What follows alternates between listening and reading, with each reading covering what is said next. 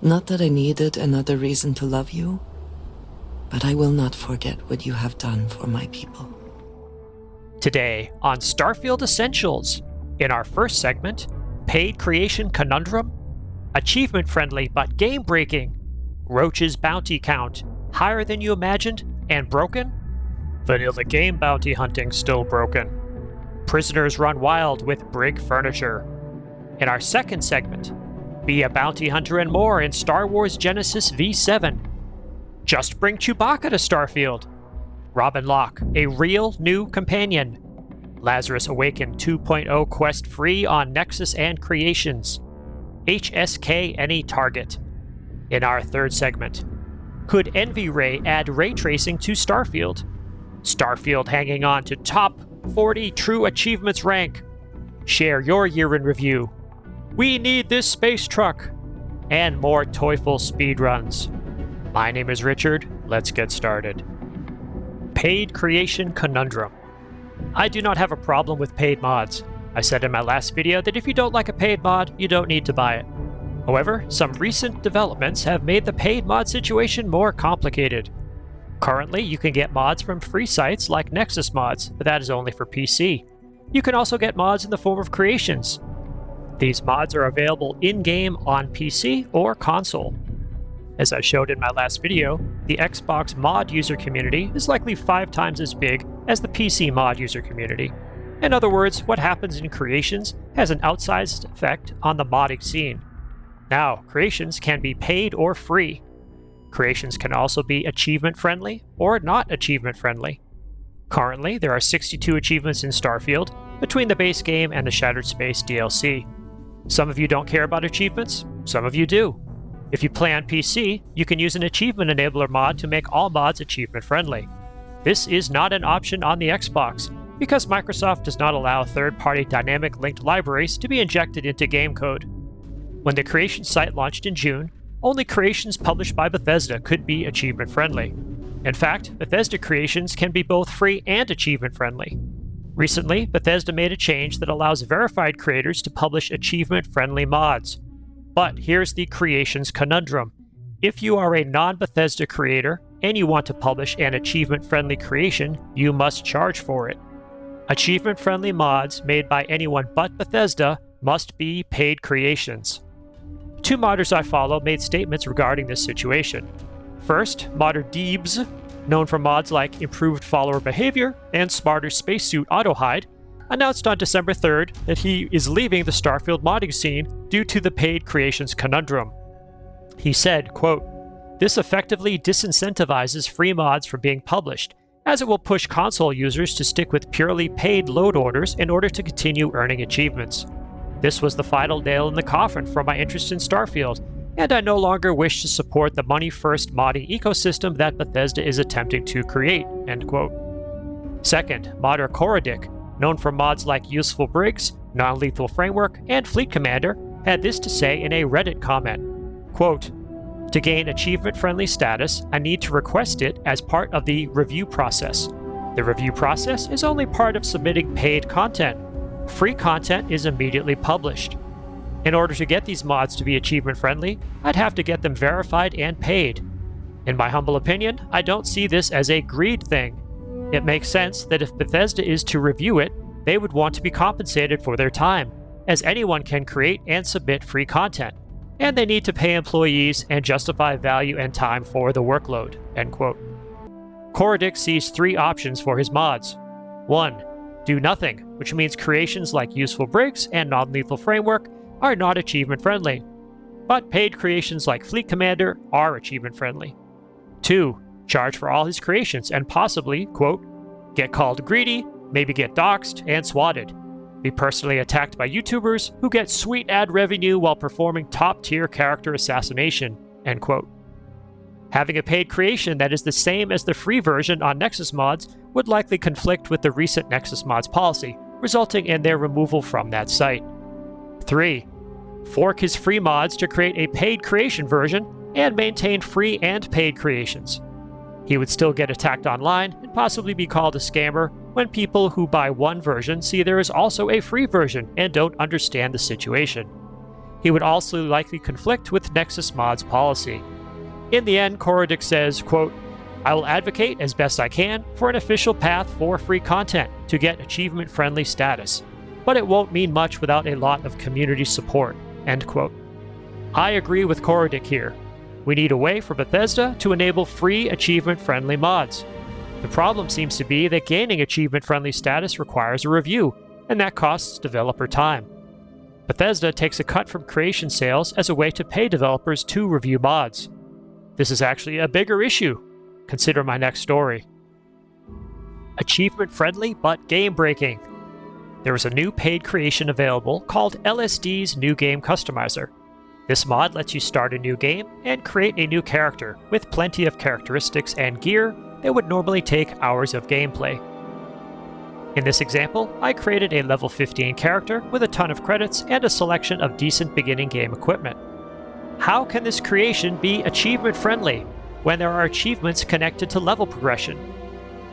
If you are missing a level-based achievement, say reaching levels 5 or 10, when this manufactured level 15 character reaches level 16, he will get the levels 5 and 10 achievements.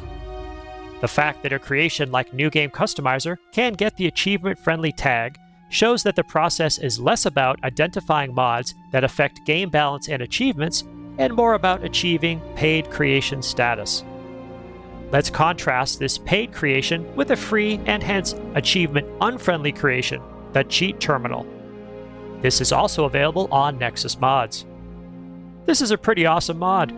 One of the aspects I like the most is that it provides a way to browse items in the game, at least via text description.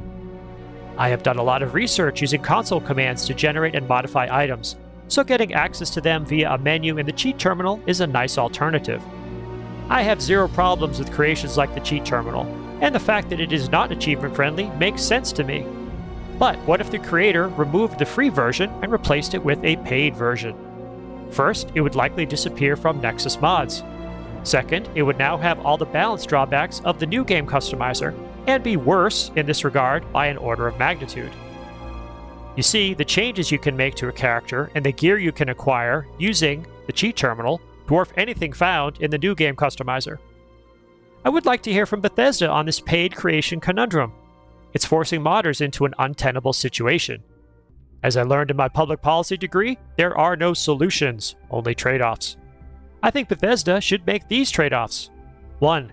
Permit free creations to be achievement-friendly. 2. Require creators to achieve verified status in order to apply for the achievement-friendly tag on their mods. 3. Publish rules concerning what sorts of creations are eligible for achievement-friendly status. 4. Recruit volunteers to vote privately on whether a mod should be achievement-friendly or not. If Bethesda needs help making these decisions, I would like to be involved. There is clearly a spectrum of game modification, with mods that fundamentally alter game balance on one side, and mods that alter look and feel, or make other important yet cosmetic changes on the other. We need a modding system that respects this spectrum and makes choices that are beneficial to the long-term health of Starfield. Let me know in the comments what you think about this situation. Next, in my last video, I talked about trying to determine when Trackers Alliance bounty hunter Roach would change what he says to you about your bounty count. Well, one of you stepped up and answered the question. Thank you to Jared Core for finding the right content in their creation kit. As you can see, there are supposed to be thresholds at 50, 100, 200, 500, and 782 bounties. This was great timing because the Redditor who was grappling with this problem was approaching 500 bounties the last time we exchanged messages. Well, he has now exceeded 500, and the dialogue with Roach is stuck at 499. This looks like a bug that Bethesda can fix. Please take a look at this, Bethesda. Next, vanilla game bounty hunting still broken? In recent videos, I promised to show results of my latest testing of Trackers Alliance bounty missions. These are separate from finding random bounties on the street. Those appear to be working as expected. Last week, I ran several tests with a completely vanilla character and 0 mods on Xbox for PC. This character has completed the Crimson Fleet faction quest, so he is friendly with pirates. I went to the Trackers Alliance HQ to pick up 3 missions for testing. The first 3 missions were Wanted, Criminal on Beta Andraste 1A, a pirate cutthroat at a deserted robotics lab. Wanted, alive on Serpentis 6B, a pirate legend at an abandoned hangar. Wanted, dead in the Beta Marie system, a Crimson Fleet Spectre 2. First, I successfully completed the Crimson Fleet Spectre mission by destroying the ship. Next, I flew to Beta Andraste 1A to confront the pirate cutthroat. I tried stunning him with my Nova Blast Disruptor. I did not get credit for completing the mission until I finished him with a pistol. Confront is apparently code for eliminate. For the third mission, I flew to Serpentis 6B to collect the bounty on the pirate legend. Collect the bounty is code for taken alive. I blasted him with my Nova Blast Disruptor and did not complete the mission. I ended up sniping the target and failing the mission. This was definitely frustrating. I went back to the Trackers Alliance HQ in Aquila to pick up more missions for testing. The second set of missions were Wanted, Criminal on Albatani 7A, a pirate cutthroat at a deserted biotics lab, and Wanted, Alive on Beta Andraste 1C, an ecliptic executioner at an abandoned industrial compound. I skipped the third mission, Wanted, Dead in the Vega system, a Crimson Fleet Banshee, because these ship missions have been reliable. First, I flew to Albatani 7A to confront another pirate cutthroat. I snuck up behind him and eliminated the target, successfully completing the mission. Next, I flew to Beta Andraste 1C to collect the bounty on the Ecliptic Executioner, who was wanted alive. I had to fight my way in because these were ecliptic targets, not friendly pirates. When I blasted the Ecliptic Executioner with my Nova Blast Disruptor, I was able to collect the bounty and complete the mission. After mission completion, I was also able to terminate the target and loot his gear without affecting mission completion. So I was able to complete an alive bounty on a non-pirate target. I wondered if I could change the situation so I could complete an alive bounty on a pirate target. Maybe I needed to get the pirate to be aggressive and then blast him to capture him alive. I went back to Aquila and found a mission that fit my needs. Wanted, Alive on Surma 5, a pirate legend at an abandoned mine. First, I tried blasting him with my EM weapon. It did not work. Next, I tried shooting him with a pistol and then using the EM weapon. That did not work either. Then I started a Benny Hill type routine where I ran after the pirate with a melee weapon trying to hack at him to aggro him, and that didn't work. Eventually I was hacked away enough at his buddies that they got mad, and so everyone got mad. I shot the target with my EM weapon, and it had no effect. And only after I disposed of him with a pistol did I get mission failure. Unfortunate. My takeaway from this testing was that if you are a pirate and have to bring pirates in alive, it is not possible in the vanilla game. For my last test, I tried using a modded, non-pirate character to repeat my testing.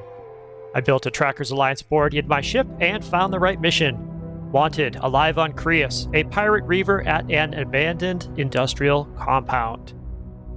I flew to Creus to collect the bounty on the pirate reaver. In combat, I was able to stun him with my EM weapon and successfully complete the bounty. This shows me that it is possible to fill Trackers Alliance bounty missions so long as you avoid pirates who are wanted alive if you are also a pirate. Speaking of bounties, if you've watched my videos, you know I like to take prisoners when possible and turn them in for credits. The problem is usually where to put the prisoners. Typically I build 1x1 brigs with the Habs mod. Now there's a new mod by Mattell called Brig Furniture that completely changes the prisoner system. With Brig Furniture, anywhere you place a prisoner bed, or even a chair, you get a slot for a prisoner. In other words, if you add 20 prisoner chairs to your otherwise normal Habs, you've now added spaces to hold 20 prisoners. For a demonstration, here I've just subdued the latest of many prisoners that you will see in my ship. And the funny thing is, once they're in the ship, they just sit there and talk. They keep saying, "Hey, you're not supposed to be there," and all the other lines that pirates make and others make when you approach them. Look at them all. Get out of here. They're just sitting in chairs inside my ship. I absolutely love this. Turn around and leave now. Look at them all. Just sitting quietly. The Crimson Fleet. I love it. This is such a great mod. Next, be a bounty hunter and more in Star Wars Genesis version 7. This past week, modder Deity Venji released version 7 of his Star Wars Genesis conversion kit. I covered version 6 in a previous video. There are over 100 entries in the patch notes, so this is another massive overhaul. I've barely tried the new version, but it worked well for me. Personally, I do disable some of the mods to preserve some of the original Starfield environmental appearances and game mechanics, but otherwise I just marvel at seeing Star Wars on Creation Engine 2. Version 8 will bring more content and changes, but it will be several months until that release. Congratulations to Deity Venji and the Star Wars modders. Speaking of Star Wars, during the Genesis installation, I saw that Chewbacca is available as a companion. Check him out, he's just sitting there at a bar across from the Sanctum, whatever that place is, in Aquila City. This is so cool. Let's get out of here, Chewie. He's kind of small sitting in the chair. Watch when he stands up, he scales up. So he goes from baby Chewbacca to full-size Chewbacca. He looks so good in this game. So you can interact with him. I'm going to check and see what he has. The coolest thing he has is he has the Han Solo outfit available. So you can put him on your character. And, yep, there we go. Let's get my character set up with the smuggler clothes. Look at that. That is so cool. Nice touch. And there's my character decked out with the Han Solo outfit. I don't know which is cooler, honestly. Either the Han Solo outfit or Chewbacca. Chewbacca is just the best. Let's go, Chewie. Let's go find some bad guys. Look at this. Look at Chewbacca with the prisoners. Nobody can stop the criminal. That's right, Chewie. You keep an eye on that one. He looks pretty shifty. Whoa, you. They can't like having a 7-foot Wookiee towering over them. Turn around and leave. Now. Have you tried Chewbacca as a companion? Hey! Let me know in the You're comments. not supposed to be here. I love this one. Hello. Oh yeah, go ahead. Hey, Walk up to you're not Chewbacca, supposed see how well that works out. Need a hand with Yeah, that? sit back down. Now. Love it. Next, I was on my way to tell you about the Robin Locke mod, when in this clip I suddenly realized in the game I'd come across Billy Ray Cyrus, otherwise known as Ernest Starr. Check out this guy. Oh, I love the fact that they've fixed the bounty missions, the randos that you see on the street, so they all look different. Okay, back to Robin Locke. Now that Lip Sync has come to the Creation Kit, I've started trying some of the NPC companions available on Creations. Here we have Robin Locke by modder Unoctium. Robin is a pretty cool companion, although after recruiting her in the well, I used a console command to steal her helmet. I believe Unoctium originally kept a helmet on Robin to hide the fact that Lip Sync was not yet available in the Creation Kit. I think she looks better without the helmet, and there's no environmental effect if she goes onto a planet. I still plan to test Lyria as well. And speaking of companions, there is a mod that is supposed to place Jessamine at the bar in Gagarin Landing. Unfortunately, I was not able to get this mod to work. Others report the same problem. Please let me know if you have tried this Jessamine mod. Next, if you're looking for a fun free quest, check out Lazarus Awakened on Nexus Mods and Creations. Be sure to use the 2.0 version at both sites. I have to give modder Minion Squisher a lot of credit for this mod. If you're running it solo or with a single companion, it will likely be challenging for early and mid-game players. I ran through it using a party with many NPC companions, so we blasted away at the enemies without too much trouble. In the future, I will also try Minion Squisher's Regrets mod and let you know what I think. Next, HSK Any Target. While fighting in the Lazarus quest, I found this HSK Any Actor mod by SKK Mods to be really valuable. This mod has been around for a while, but I only decided to try it last week. At first, I thought it would only apply to human enemies, but it also worked against some of the monsters I encountered. HSKs are actually rare enough to be a fun addition to the game, because they are rare, for me at least, and therefore my character does not feel overpowered. Note I only use the default version. Theoretically, you could change the settings and eliminate any target, including those essential to quests. Thanks to SKK Mods for another great contribution. Next, Could envyray add ray tracing to Starfield? In my last video, I mentioned seeing activity in the Steam DB page for Starfield, showing a check-in with a tag called envyray. One of my sharp-eyed viewers speculated it could be code related to adding ray tracing support to Starfield. Ray tracing is a lighting technique that is currently not implemented in the game. If ray tracing did appear in Starfield, it would most likely use NVIDIA's Ray Reconstruction 3.5 implementation, quote, a new AI model that creates higher quality ray-traced images for intensive ray-traced games and apps, end quote. Tech Power Up posted a new version of the NVIDIA DLSS 3.5 Ray Reconstruction DLL, version 3.7.20. To be clear, Ray Reconstruction 3.5 is the model, and 3.7.20 is the version of the DLL implementing the 3.5 model. Tech Power Up also posted a new version of the NVIDIA DLSS 3 Frame Generation DLL, version 3.8.1. Starfield does include frame generation from both NVIDIA and AMD. DLSS Updater by Dominic makes it really easy to update and maintain these DLLs. Here I've updated 2 DLLs in the Black Myth Wukong benchmark tool. I plan to test the new frame generation DLL in Starfield soon. Do you think Starfield will get ray tracing? Can your rig handle it? Let me know in a comment. Next, Starfield hanging on to Xbox Top 40 True Achievements rank. This past week, Starfield dropped from 33 to 40 in the Xbox Top 40 True Achievements rank. Remember from my last video that Starfield has had an amazing run over the last 66 weeks, only being out of the top 40 3 times. What will happen with the arrival of great new titles like Indiana Jones? Stay tuned. Next, share your year in review. It's that time of year. Xbox has made statistics for your games played from December 2023 through December 2024. I was surprised to see I had this many hours on Xbox, whether on console or Xbox for PC. Most of my play since March has been on Steam for PC. I expect to see the equivalent Steam statistics within the next 10 days or so. Next, we need this space truck. Check out this awesome space truck that I saw on Reddit. It's a ship.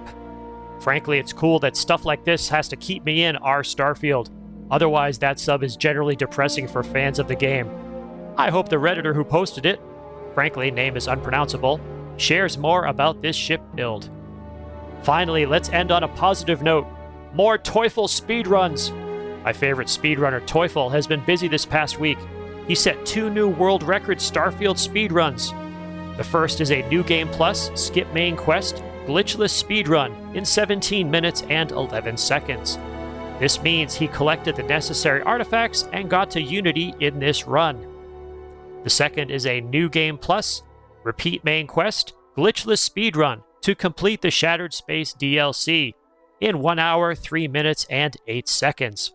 Congratulations to Teufel for these new records. What have you been doing in Starfield? Your insights make this channel a place for positive and honest discussion of the game. In addition to videos, I also post to the community tab for this channel on a daily basis. If you subscribe, you will see these posts in your YouTube feed.